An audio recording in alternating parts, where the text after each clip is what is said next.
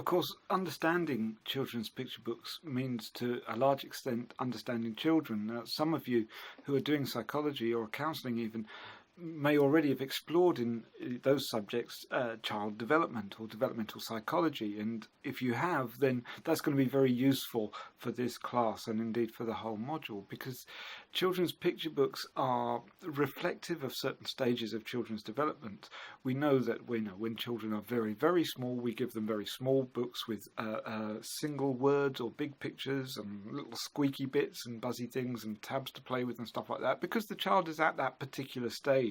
As the children grows older, the kind of literature that they read is different. So through a child's development, literature will reflect and be appropriate to different stages of that child's development. Now, there are lots of different theories of children's development we could look at.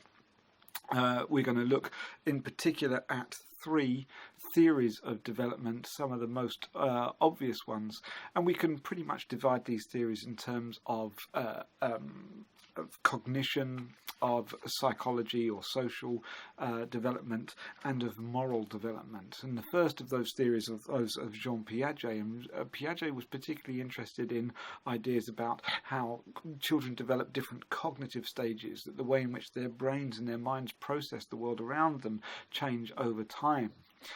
In contrast, Erik Erikson was interested in the way in which society and social environments impacts upon the way in which we develop psychologically.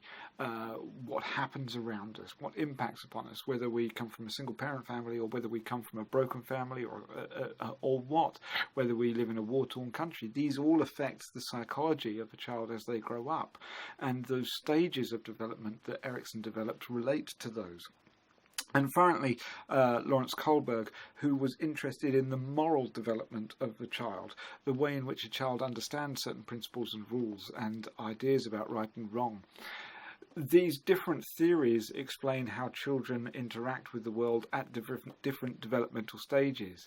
And in a sense, when we think about picture books, there's a kind of a fairly arbitrary way in which we assign a particular category to them.